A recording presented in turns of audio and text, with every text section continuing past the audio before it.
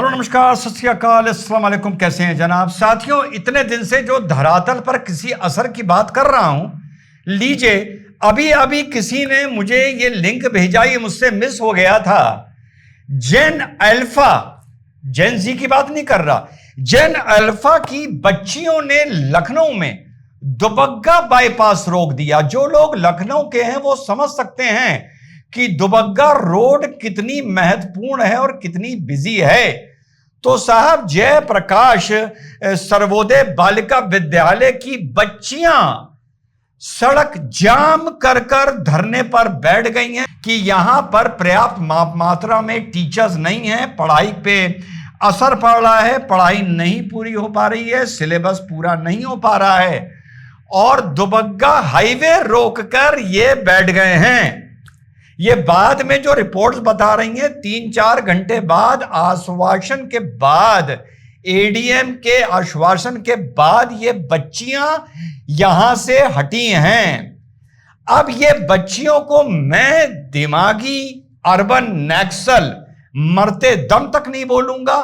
जहां से ये इंस्पिरेशन ले रही हैं, आप उसको कोई भी नाम दे सकते हैं, लेकिन अगर इन्होंने इंस्पिरेशन ले लिया है तो जो एक छोटा सा मंच बार बार बता रहा है कि सोशल मीडिया के दौर पर, पहले का दौर होता तो ये चीज कब की सिमट गई होती, खत्म गई हो गई होती।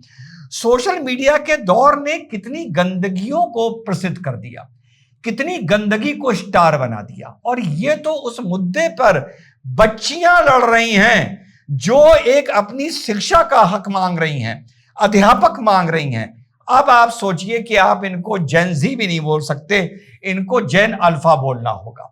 और ये रीलें जब वायरल होंगी तो एक चेन रिएक्शन, एक डोमिनोज इफेक्ट आपको देखने को साथियों इस पर मिलेगा, जिस पर लाठी भी नहीं चल सकती, मुकदमा भी नहीं हो सकता। तुम इनको जबरदस्ती हाथ पकड़कर महिला पुलिस लेकर भी उठा नहीं सकते।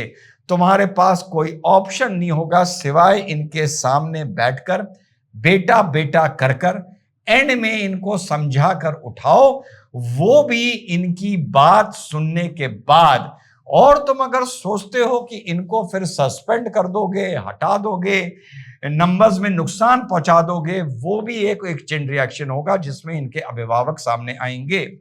इसी मुद्दे पर बहुत दिनों बाद बड़े मुखर तौर पर बाबा रामदेव सामने आए।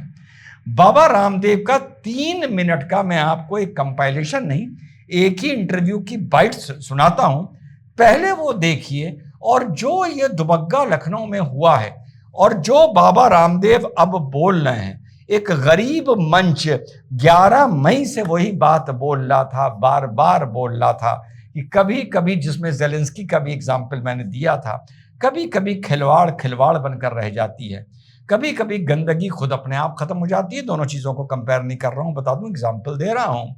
लेकिन सोशल मीडिया का वो दौर है जहां पर कभी कभी खिलवाड़, एक सटायर, एक मजाक, एक अजीबो गरीब रूप ले लेता है।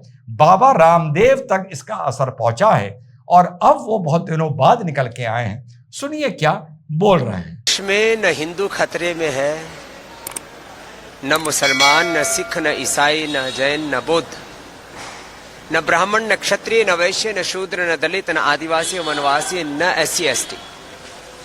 देश में खतरे में है देश का बचपन, देश की जवानी, देश का वर्तमान और देश का भविष्य, देश की प्रकृति, देश की संस्कृति और सभ्यता, देश की अखंडता और संप्रभुता। इसलिए मैं इस समय सबसे बड़ा कोई देश का मुद्दा मानता हूं तो ये कि देश का बचपन कैसे बचे। कुछ लोग देश का बचपन का इस्तेमाल कर रहे हैं आंदोलन में। यदि देश का बच्चा जो भी प्राइमरी स्कूल में पढ़ रहा है, आप उसको आंदोलन में धकेल देंगे तो बच्चे पढ़ेगा कब? उसको पता ही नहीं कि आंदोलन क्या होता है। आपने उसको फूंक मार दी कि जा तू भी जा करके थाने का घेराव कर ले, तू भी सड़क पे उतर जा, तू भी एडीएम और डीएम का घेराव कर ले। छोटे बच्चों को आंदोलनों में नहीं धकेलना चाहिए, पूरी दुनिया में कहीं नहीं होता। आंदोलन ये अभिभावकों का उत्तरदायित्व है बच्चों के लिए। और जब बच्चे जब एडल्ट हो जाते हैं तब उनको अपने अधिकारों के लिए संघर्ष करना चाहिए और अपने कर्तव्यों के पालन के लिए भी प्रतिबद्धता उनके अंदर बढ़नी चाहिए। देश में अराजक आंदोलन तो नहीं, हाँ, देश में संविधान की लोकतंत्र की रक्षा के लिए संवैधानिक, लोकतांत्रिक, नैतिक, आध्यात्मिक, मानवीय मूल्यों पर आधारित आंदोलन होने चाहिए। मैं इसका समर्थक हूं। आंदोलन के नाम पर अनारकी, अराजकता भी नहीं होनी चाहिए और बच्चों का आंदोलन में इस्तेमाल नहीं होना चाहिए। हां, इतना जरूर है कि देश की शिक्षा की, चिकित्सा की सही दिशा होनी चाहिए और देश की शिक्षा, चिकित्सा व्यवस्था को लेकर के बहुत गहरे प्रश्न हैं, उनका समाधान होना चाहिए। और ये मैं मानता हूं कि इसमें सरकारों का भी बहुत बड़ा उत्तरदायित्व है, लेकिन इसमें यह भी मानता हूं कि ये व्यक्ति केंद्रित व्यवस्था नहीं है। किसी एक पक्ष या प्रतिपक्ष के, किसी एक व्यक्ति के सामर्थ्य की बात नहीं है कि वो पूरे देश की व्यवस्था बदल सके। इसके लिए 3 स्तर पर जागरूकता चाहिए। एक सामाजिक जागरूकता, एक राजनीतिक जागरूकता, तीसरी प्रशासनिक रूप से जागरूकता। जो लोग बड़े उत्तरदायित्वों में हैं उन सबको सामूहिक रूप से समझना होगा कि देश के सामने जितने भी बड़े प्रश्न हैं, बच्चों को लेकर के, युवाओं को लेकर के, नौकरियों को लेकर के, देश के भविष्य को लेकर के, प्रकृति पर्यावरण को लेकर के, सभी दिशाओं से देश को उन्नत बनाने के लिए सभी लोगों को पुरुषार्थ करना पड़ेगा। जी हाँ साथियों, सुना आपने। तो इसमें इन्होंने 2 बातें बोली। एक तो ये बोला कि बच्चों को, यानी ये गर्माहट या ये आंच बाबा रामदेव को नजर अब आई है। चलिए, देर आए दुरुस्त आए। तो साहब, एक तो उन्होंने ये बोला कि बच्चों को ऐसे नहीं झोंक सकते। और while I am recording, a person has just intimated me कि और भी 1-2 राज्यों में 2-3 दिन में हुआ है। Now I cannot wait कि जब वो मुझे उसका लिंक भेजे। मैंने कहा मुझको उसका लिंक भेजो, कि नहीं कर सकते। बिल्कुल सही बात है, लेकिन स्थिति ऐसी आ गई है कि जो ये बच्चे कर रहे हैं, क्या तुम ये कह के कि तुम गलत कर रहे हो, तुम इनको पनिश कर सकते हो? तुम इनको सस्पेंड कर सकते हो? तुम इनकी अटेंडेंस काट सकते हो? यही समस्या आ रही है। तुम जानते हो कि ये हो रहा है जो गलत हो रहा है, या गलत नियत से हो रहा है, ये बोलूंगा, sorry, let me correct my self. तुम जानते हो जो ये हो रहा है गलत नियत से हो रहा है, लेकिन क्योंकि तुम गलत नियत स्टैब्लिश नहीं कर पा रहे हो, ये सरकार से मेरी शिकायत है, तो फिर तुम इसको गलत कहने की स्थिति में नहीं हो।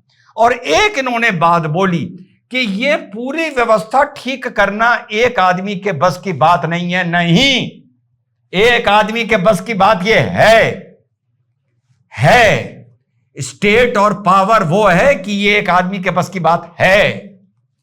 वही किताब थी, नया कानून नहीं आया था। टीएन सेशन ने एलमेरा खोला और रिप्रेजेंटेशन ऑफ पीपल एक्ट की किताब निकाली। धूल जमी हुई थी कांग्रेस के राज की, उसको झाड़ा और उसको पढ़ा। उन्होंने कहा यह है कानून, इलेक्शन ऐसे कराए जा सकते हैं। एक आदमी ने फरमान दिया कि इलेक्शन ऐसे ही होंगे। 6 महीने में इस देश का लोकतंत्र जो हर चुनाव में लूटता था, वो ऐसा साफ हुआ कि अभी तक लोगों ने दाग लगाने की भी कोशिश करी, दाग नहीं लग पाए। किसने किया? एक आदमी के आदेश ने उस स्टेट को एक्टिवेट किया जिसने उस चीज को मुमकिन कराया। खास तौर से उन राज्यों में जहां अधिकतर राज्यों में आपकी सरकार है और जहां विपक्ष की सरकार है, अगर वो ठीक नहीं करते, फेडरल स्ट्रक्चर का फायदा उठाते हैं, तो वहां आपको पॉलिटिकल फायदा हो सकता है। 90 दिन इस देश में कोई भी सिस्टम ठीक हो सकता है, सिर्फ सजा, पावर और करने का जुनून और हनक होनी चाहिए। जय हिंद, वंदे मातरम, खुदा हाफिज।